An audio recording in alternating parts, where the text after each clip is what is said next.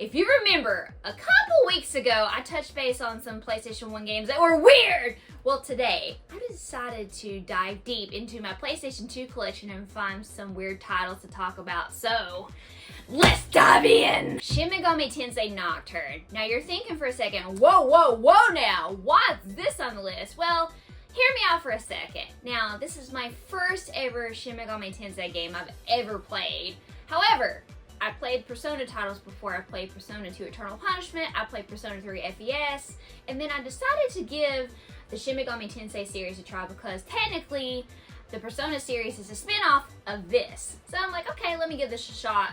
Holy hell, this thing is literally like a roller coaster of hell on wheels, for real.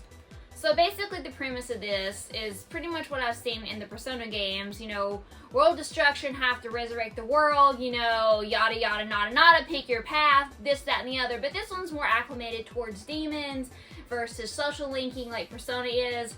Now, whenever I say this is weird, I'm talking this is like a fucked up kind of weird, like just by how, you know, you have to pick your path, what the hell's going on, what they say in there. I'm not going to give too many spoilers away, just in case you've never played this title, which I recommend that you should, but I will forewarn you about this.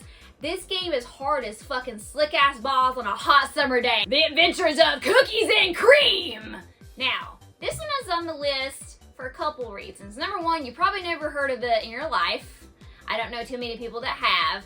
Number two, From Software actually helped with this game with development, so I had to shout them out because I'm a big From Software girl.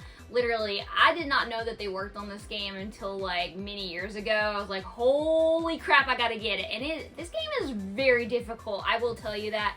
It's basically a 3D action puzzle type game where you play as two characters, Cookies and Cream, and you're trying to get the moon back. They vow to get it back, and literally you have to dodge like enemies. Those critters are out to get you. They like that bunny hungry dinner time. Every game on this list I've at least played once or played some of. Now, I played through this one time, and let me tell you, Indigo Prophecy is a hell of a ride whenever it comes to weird games and all the outcomes that you can go through. So if you think about, you know, the game Detroit Become Human, it's by the same company, Quantic Dream. They make some fantastic games. You make choices that alter your journey whenever you go through the game. And pretty much you're trying to figure out what the hell's happening to you. Like literally something's in your mind and you're trying to figure out what the hell has a hold of you. Like you have these unspeakable urges to do certain things that you really wouldn't do. You're not yourself. You have a sanity meter and then a mentality meter, from what I remember, that you have to control. Now, the one thing about this game I will say is the controls are shit. Like literal drip shit on a stick. They are not good. That's the one thing about this game that I hated. I could not stand it. I don't want to play fucking Simon Says with this bullshit. It literally, there's a part to where you actually do that. I'm not fucking kidding you. I'm like, don't want to do that! Yes!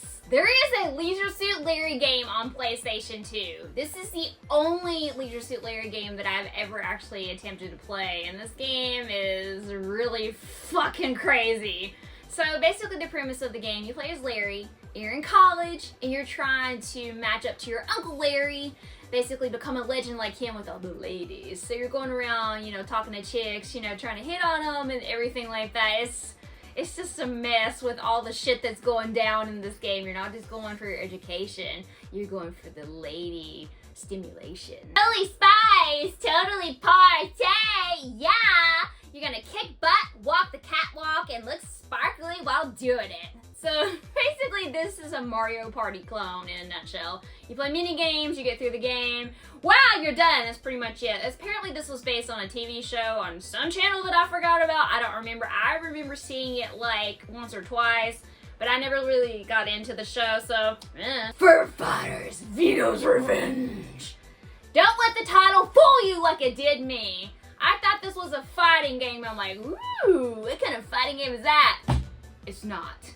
So, from what I've been told, this is actually also on the Dreamcast, the same one, but this is just a port to the PS2. I don't know. Never played the Dreamcast one, so I can't vouch for that, but that's what I've been told. So basically, this is a platformer. You play as 6 playable characters, and your families have actually been kidnapped by Viggo. Ooh, you have to go save them. So basically you play as your furry pals, trying to get through, trying to save the little nuggets that were kidnapped. Now you have to play specific, you know, animals in order to save the specific family members. If you're not playing as that specific one, then you can't save them, which is annoying.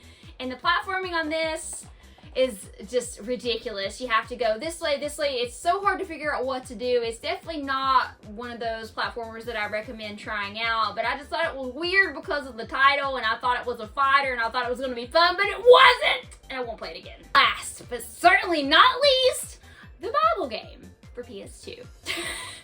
When I first initially saw this on a shelf at one of the retro stores I go to, I immediately had to get it. I'm like, what in the utter hell is this game?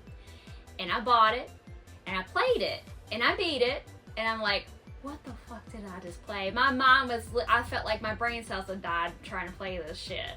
So basically, it literally is what it says, the Bible game. You're learning about the Bible, the Old Testament. There's different mini games that you play, mini games, micro mini games, buzzer games that you actually have to buzz in the right answer, which I kind of sucked at doing that part. There's even a game where you climb a ladder pretty much, you know, against your opponents trying to reach the top. And it's basically this what it is. So that's all that there is to it. There's not more that I can say other than it actually exists. Yes, it exists. It's weird. Why did they make this? I don't know. And it's a Crave It is a Crave entertainment game, and you all know that Crave is notorious for some weird games. So definitely up there with that one. But that is all the games that I have to show for this time. There might be a part 2 in the future. You never know what I'm gonna put out next. But until next time, I hope you enjoyed the video, but I wanna know from you, really quick, what are some weird PS2 titles that you played, or that you own, or that no one else knows about? Drop them in the comments below, but until next time, this is the PlayStation Girl signing out. Game on!